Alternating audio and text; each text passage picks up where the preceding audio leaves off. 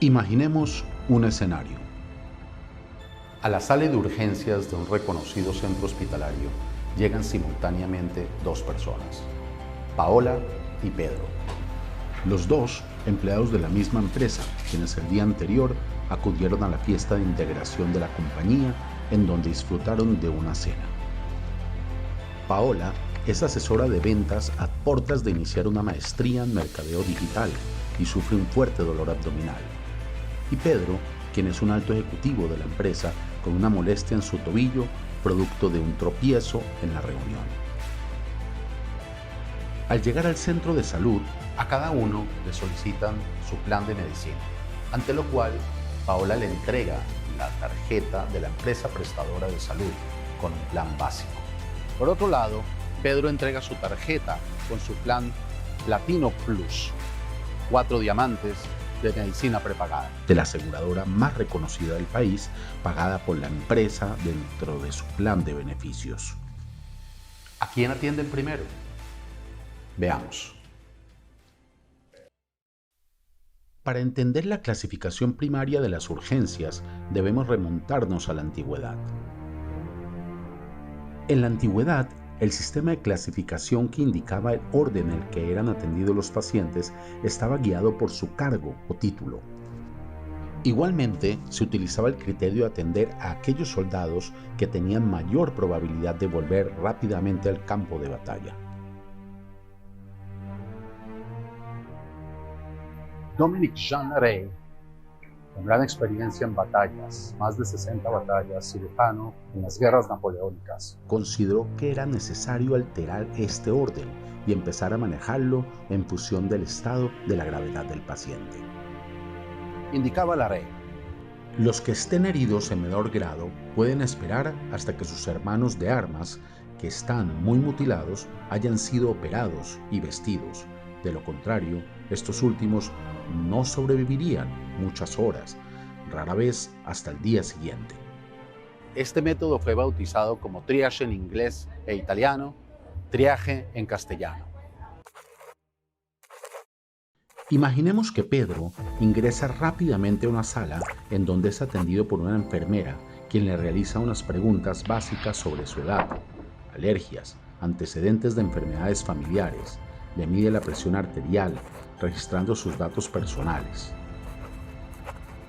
Pedro tiene una molestia en el tobillo, pero puede caminar.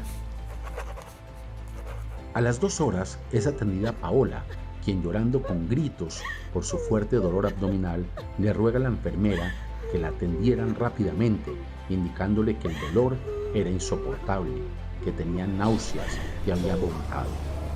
La enfermera le pregunta sobre la comida que había ingerido y le indica que se tranquilizara, que seguramente se trataba de una indigestión. Tanto Pedro como Paola son remitidos a la sala de espera. A los pocos minutos, Pedro es llamado para ser atendido por un médico general, al interior del servicio de urgencias.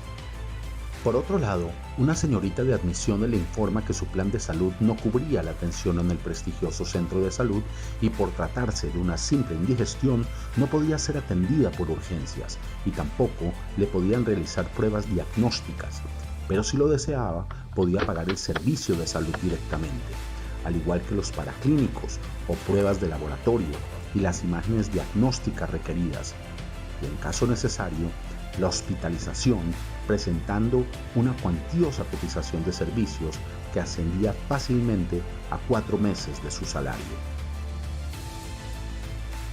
Volviendo a nuestro caso, Pedro es atendido en forma expedita. Le realizan todas las pruebas diagnósticas necesarias para descartar un daño a su tobillo, para lo cual le ordenan una radiografía y una tomografía. El resultado es escalofriante. No tiene absolutamente nada. Simplemente tiene un pequeño hematoma. Lo remiten a la casa con un medicamento para el dolor y le otorgan 3 días de incapacidad laboral.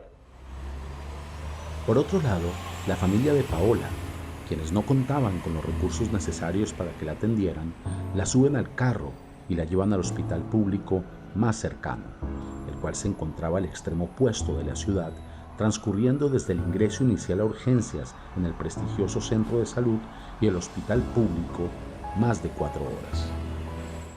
Al llegar al hospital, nuevamente le toca aguardar en la sala de espera y finalmente es internada. En el espacio destinado para realizar el triage se encontraba una enfermera experimentada, quien casualmente estaba acompañada por un médico que denotaba varios años de experiencia, quien le pregunta a sus padres los síntomas que tenía Paola, ante lo cual le indican que ella tiene un fuerte dolor abdominal y sensibilidad al tacto, hinchazón o sensación de pesadez en el abdomen, fiebre, náuseas y vómitos, pérdida del apetito, diarrea, mucha sed, fatiga y desorientación. El médico pregunta si esta información se la dio a la enfermera en el triage en el prestigioso centro hospitalario, ante lo cual le dicen que sí lo habían hecho, que inclusive le midieron la temperatura. Inmediatamente al ver su condición, indica que debe realizarle varios exámenes para descartar varias patologías derivadas del dolor abdominal, como eran síndrome del intestino irritable, alergias o intolerancias, intoxicación alimentaria, gastroenteritis, estreñimiento, apendicitis, bloqueo intestinal, diverticulitis, úlceras, infección Helicobacter pylori, parasitosis, reflujo gastroesofágico. Igualmente ordenó en forma inmediata realizarle las siguientes pruebas diagnósticas: ecografía abdominal, endoscopia, TAC del abdomen y la pelvis, análisis de sangre, test de urea C13, examen de amilasa y lipasa. Al salir los resultados, se le diagnostica peritonitis ocasionado por una perforación del colon, permitiendo que ingresaran bacterias al peritoneo a través de un orificio en el tracto gastrointestinal. Le informan que tiene una infección en todo el cuerpo denominada septicemia. Le indican a los familiares que la septicemia es una infección bacteriana de evolución rápida, que pone en riesgo la vida, que puede causar shock, insuficiencia orgánica y la muerte. El médico especialista les indica que existe una contaminación peritoneal mayor, cuadro séptico en evolución y malas condiciones generales, por lo cual es necesario realizar aseo peritoneal y adelantar un procedimiento quirúrgico consistente en la resección del recto, denominado colonoscopia, dejándolo sin tránsito digestivo, para lo cual es necesario sacar un extremo del intestino grueso a través de una abertura hecha en la pared abdominal, para que las heces movilicen a través del intestino y salgan por el estómago hasta una bolsa adherida al abdomen. Frente a los riesgos y complicaciones del aseo peritoneal, el médico les indica a los padres que podría presentarse perforación de vejiga, laceración de vasos ilíacos, perforación de una víscera, desgarro del mesenterio, hematoma de pared o hernia en el sitio del procedimiento. El médico les indica que si se hubiese atendido inmediatamente, al no existir una contaminación peritoneal masiva, se hubiese podido adelantar un tratamiento laparoscópico mínimamente invasivo. Les informan a los padres que existe riesgo de fallecimiento por shock séptico, fallo multiorgánico, insuficiencia respiratoria por broncoaspiración, hemorragia digestiva y hemorragia por descompensación cardíaca.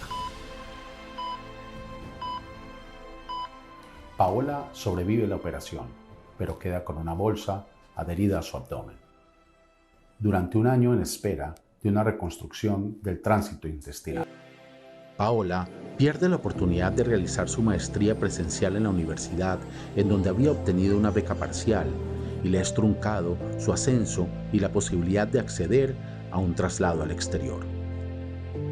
En virtud de su disminución en la capacidad laboral, teniendo en consideración que su trabajo era de ventas y requería visitas a clientes, pierde su trabajo.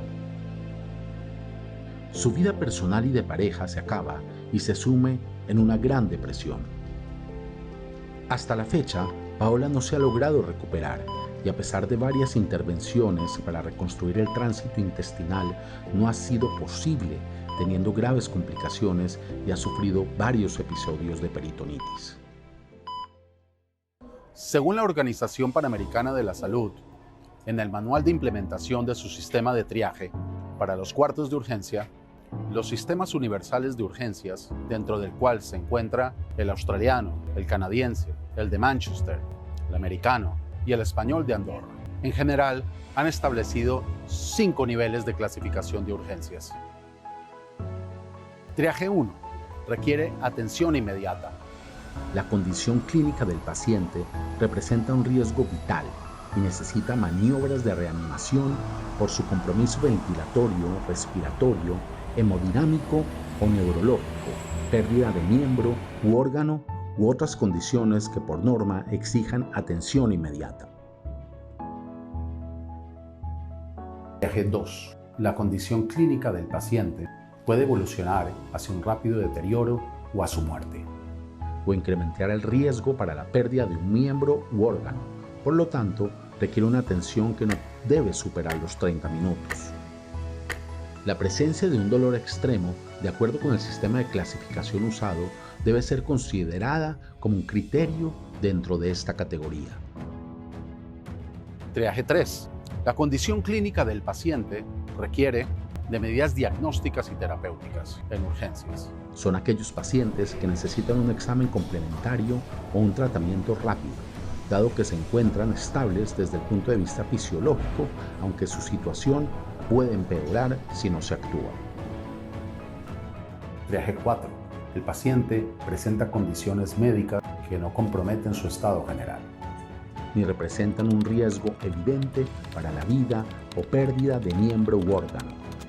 No obstante, existen riesgos de complicación o secuelas de la enfermedad o lesión si no se recibe la atención correspondiente. Triaje 5. El paciente presenta una condición clínica relacionada con problemas agudos o crónicos, sin evidencia de deterioro que comprometa el estado general del paciente y no representa un riesgo evidente para la vida o la funcionalidad de miembro u órgano. A nivel universal y en países latinoamericanos como Colombia, el Ministerio de Protección Social, equivalente al Ministerio de Salud, ha indicado que en ninguna circunstancia el triaje podrá ser utilizado como mecanismo para la negación de servicios de urgencias. El proceso de verificación de derechos de los usuarios será posterior a la realización del triage y en consecuencia el triage debe ser realizado a la llegada del paciente al servicio de urgencias. Revisemos qué pasó. Frente al fuerte dolor abdominal de Paola, el triage fue realizado conforme a lo establecido por el Ministerio de Salud y la Organización Panamericana de la Salud. La Organización Mundial de la Salud define una urgencia como la aparición fortuita de un problema de etiología diversa y de gravedad variable, que genera la conciencia de una necesidad inminente de atención por parte del sujeto o de sus allegados. Se puede definir como aquella patología de evolución lenta y no necesariamente mortal, pero que requiere atención obligatoria en las 6 primeras horas desde su aparición. Una emergencia es aquella situación urgente en la que está en peligro la vida de la persona o la función de algún órgano. Es aquel caso en el que la falta de asistencia sanitaria conduciría a la muerte en minutos, hora dorada, y en el que la aplicación de los primeros auxilios es de vital importancia. Una crisis o catástrofe es un suceso trágico inesperado que ocasiona un gran número de víctimas acompañado siempre de desproporción entre necesidades y medios. Indica la Organización Mundial de la Salud que debido a estas situaciones surgió el triaje o triage. Se trata de un procedimiento de clasificación de pacientes, ya sea a nivel hospitalario o extrahospitalario, que son atendidos cuando entran en el servicio de urgencias de un hospital o bien son atendidos en el lugar del accidente. ¿Qué pasó en este caso? ¿En qué consiste el error? Según vemos a Paola, se le exigió el carnet de su medicina previamente a la realización del triage. a pesar de que el proceso de verificación de derechos de los usuarios debe ser posterior a la realización del triage. En consecuencia, este debe ser realizado a la llegada del paciente al servicio de urgencias. Según la historia clínica, a Paola la clasificaron en triage 4, es decir, que tenía condiciones médicas que no comprometían su estado general ni representaban un riesgo evidente para la vida o pérdida de un miembro u órgano. Según se verifica, a Paola le negaron el servicio de urgencias en virtud del resultado del triage, a pesar que la normativa expresamente indica que en ninguna circunstancia el triage podrá ser empleado como un mecanismo para la negación de la atención en urgencias. Según la Organización Panamericana de la Salud, si bien el triage debe ser manejado por enfermeras expertas, también indica que debe ser apoyado por personal médico y personal de salud multidisciplinario. Según se advierte, Paola nunca es valorada por un médico. Transcurrieron 4 horas entre la llegada de Paola y su salida al hospital público. ¿Puede demandar Paola? Sí. ¿Qué tipo de acciones tiene? Tiene derecho a instaurar una demanda civil de perjuicios, una denuncia penal por lesiones personales, una denuncia administrativa ante la entidad de vigilancia de los centros de salud. ¿Qué tipo de perjuicios puede pedir? Puede cobrar perjuicios patrimoniales por la pérdida de su trabajo, realizando un cálculo de lo que dejó de percibir hasta el momento que obtuvo otro trabajo. Puede pedir perjuicios por la pérdida de la oportunidad de haber obtenido un ascenso laboral, por la realización de una maestría o de la oportunidad de obtener un ingreso económico más alto en el nuevo trabajo derivado de sus nuevos estudios profesionales, denominado pérdida de la oportunidad, pérdida del chance.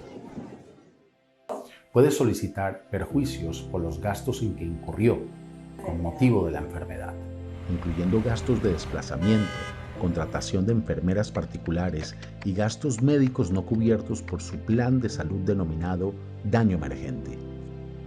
Puede solicitar daños extrapatrimoniales derivados del sufrimiento causados por la enfermedad y su condición especial, denominado daños morales.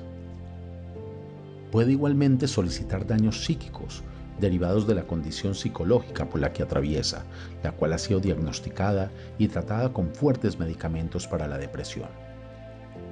Puede solicitar perjuicios por el daño a la vida de relación o de pareja y por el displacer en su vida personal y social, denominados daños a la vida de relación. ¿Cuál es el procedimiento para instaurar la demanda? Esto lo veremos en el capítulo destinado a la demanda y la denuncia penal. Volvamos al triage. Según vimos, el triage en forma originaria fue concebido como un sistema de clasificación en las guerras, atendiendo en forma prioritaria a aquellas personas de menor gravedad que podían volver rápidamente a los campos de batalla y jerarquizado por la posición. Según lo anterior, el nivel de priorización era el inverso, es decir, que entre más enfermo y más grave era su patología, menos posibilidades tenía de ser atendido. Esta situación se volvió recurrente en la Primera y Segunda Guerra Mundial, en donde los recursos médicos y las medicinas eran limitadas, con la cual se priorizaban a las personas con mayores posibilidades de sobrevivir. Imaginemos que esta situación sucede en la actualidad y la justicia no ofrece ninguna sanción para ello. Revisemos un caso. Fernando, amoroso abuelo pensionado de una empresa del Estado, con 82 años de edad, llega a urgencias con una molestia por un dolor en el pecho que le dificulta la respiración.